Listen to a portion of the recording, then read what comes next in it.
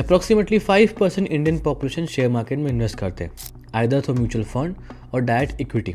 लोग बाग मनी तो इन्वेस्ट करते हैं शेयर मार्केट में, बट बहुत रेयर चांसेस है कि आपने ये सुना हो कि कोई किसी कंपनी के आईपीओ में इन्वेस्ट कर रहा हो। अगर मान लो आपने ये वीडियो पूरा देखा तो आपको आईपीओ के बारे में बहुत सारी जानकारी मिल जाएगी कि भाई आईपीओ होता क्या है और कंपनी अपना आईपीओ क्यों लॉन्च करती है। अगर मान लो कोई 16 साल का या 17 साल का बच्चा है जिसको आईपीओ के बारे में नॉलेज नहीं है, अगर उसने बंदे ने ये वीडियो पूरी देख ली तो आपको ये नॉलेज मिल जाएगी कि आईपीओ होता क्या है।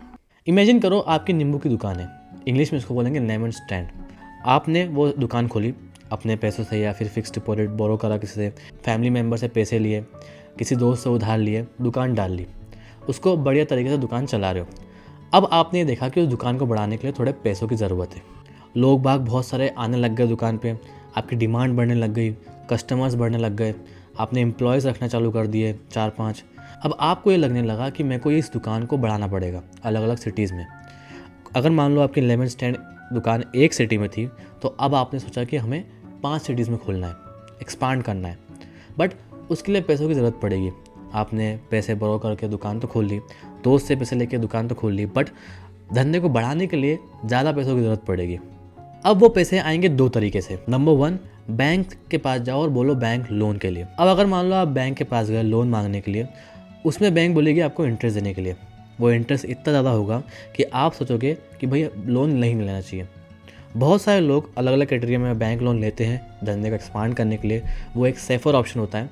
बट एक अनदर ऑप्शन होता है बिजनेस को एक्सपांड करने के लिए, उस कंपनी का आईपीओ लॉन्च कर दें। मतलब बैंक से लोन लेने के बजाय आपकी कंपनी के स्मॉल शेयर्स पीपल्स को बेच दिए जाए, उन लोगों को बेच दिया जाए जिन लोगों को लगता है कि आपका धंधा आने वाले 2 या 3 साल में बढ़ने लग जाएगा और फ्यूचर में बहुत एक्सपोनेंशियली ग्रो करेगा। छोटा छोटा जो शेयर जो आप सेल करोगे लोगों को अपनी कंपनी का, उसे कहते हैं शेयर्स। और जो लोग उस शेयर को खरीदेंगे दे आर शेयर होल्डर। उन लोगों को आपके ऊपर भरोसा है कि आपकी कंपनी आगे चल के ग्रो करेगी। इसी का मतलब होता है आईपीओ, इनिशियल पब्लिक ऑफरिंग।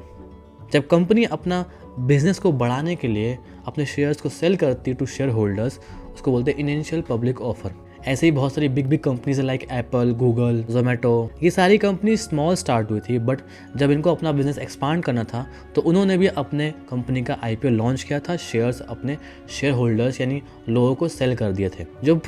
जिस प्रोसेस को बोलते हैं अपने कंपनी के शेयर सेल करना लोगों को, that is called IPO, initial public offering. अभी तक आपको ये मालूम पड़ेगा भाई आईपीओ होता क्या है। अब मेरी बात ध्यान से सुनो, इस दुनिया में आप अपनी किसी भी कंपनी का आईपीओ लॉन्च कर सकते हो, बट बहुत सारे क्राइटेरिया होते हैं जिनको फॉलो करना पड़ता है। फॉर एग्जांपल, आपकी कंपनी ओल्ड होनी चाहिए और उस कंपनी का सक्सेस ग्रोथ रेट हायर होना चाहिए, यानी आपकी कंपनी कम से कम 3-4 साल पुरानी, 5 साल पुरानी होनी चाहिए और उसमें प्रॉफिट का जो रेशो रहेगा वो ज़्यादा रहेगा। मतलब कंपनी अच्छा परफॉर्म कर रही होगी ऑल ओवर द मार्केट, अच्छे सेल हो रही होंगी, प्रॉफिट कवर कर रही होगी, नेट जो कंपनी का बचता है वो अच्छा बचेगा। ये सारी चीज़ देखनी पड़ती है। और दूसरी चीज़ देखी जाती है वेरीफाइड फाइनेंशियल रिपोर्ट। इस दुनिया में जितनी भी कंपनीज हैं उनका सबका एक रिपोर्ट बनता है अकाउंटिंग में, ऑडिट जिसको बोलते हैं, जो अकाउंटेंट आपकी financial report balance sheet audit करता है। उसमें देखा जाता है कि भाई आपकी कंपनी लीगल है, जितनी भी रिक्वायरमेंट दी गई है वो सब रिक्वायरमेंट है या नहीं। अकाउंटिंग बहुत इंपॉर्टेंट रोल प्ले करती है किसी भी आईपीओ को लॉन्च करने के लिए, बिकॉज आईपीओ अगर आपको कंपनी का लॉन्च करना है तो फाइनेंशियल रिपोर्ट अच्छी होनी चाहिए। और थर्ड क्राइटेरिया आता है मीट मिनिमम मनी रूल। एक सर्टेन अमाउंट ऑफ प्रॉफिट चाहिए या फिर सर्टेन अमाउंट ऑफ मनी का रूल है जो आपको फॉलो करना पड़ेगा आईपीओ लॉन्च करने से पहले। फॉर एग्जांपल, कंपनी में 3 करोड़ का एसेट और 1 करोड़ का प्रॉफिट कंपलसरी है आईपीओ लॉन्च करने से पहले। आपकी कंपनी का एसेट होना चाहिए 3 करोड़ का और प्रॉफिट होना चाहिए 1 करोड़ का इन 1 ईयर। ये हो सकता है, ये गलत भी हो सकता है, आप रिसर्च कर लेना गूगल पे। ये सिर्फ जानकारी के लिए बता रहा हूँ कि एक अमाउंट रिक्वायरमेंट है आईपीओ लॉन्च करने से पहले। ये जितनी भी स्टेप्स है, ये बहुत कम स्टेप्स बता रहा हूँ, क्राइटेरिया इतने सारे हैं कि भाई उसकी अलग वीडियो बन जाएगी लंबी। ये स्टेप्स इसलिए फॉलो करना पड़ते हैं बिकॉज एक ट्रस्ट वर्दिनेस क्रिएट होता है। अगर मान लो आप ये सारे क्राइटेरिया फॉलो कर रहे हो तो कंपनी के ऊपर ट्रस्ट करेंगे हम लोग कि भाई ये कंपनी ट्रस्ट वर्दी है, प्रॉफिट देगा आपने को। अगर मैं आपकी कंपनी के शेयर खरीदूंगा तो फ्यूचर में आपका एक्सपोनेंशियल ग्रोथ दिखेगा ही दिखेगा। और अगर मान लो एक क्राइटेरिया फॉलो कर रखे तो इन्वेस्टर्स को भी बहुत भरोसा रहेगा आपके ऊपर कि भाई ये बहुत सारे रूल्स एंड रेगुलेशंस को फॉलो करके आईपीओ लॉन्च करा है, इनका फाइनेंशियल रिपोर्ट अच्छा आएगा और फ्यूचर में हमें ये प्रॉफिट ज़्यादा दे पाएंगे। और एट द एंड मैं ये बोलूँगा कि भाई अगर बिज़नेस को ग्रो करना है तो आईपीओ लॉन्च करना ही पड़ता है, अपने शेयर होल्डर्स को सेल करने ही पड़ते हैं। बिकॉज आप बैंक से कब तक लोन लोगे, बिकॉज वो बैंक वाले भी इंटरेस्ट लेंगे, वो इंटरेस्ट इतना बड़ा होता है उसको चुकाते चुकाते ज़िंदगी बीत जाती है। इसलिए आईपीओ का बहुत ट्रेंड चल रहा है आज के मार्केट में।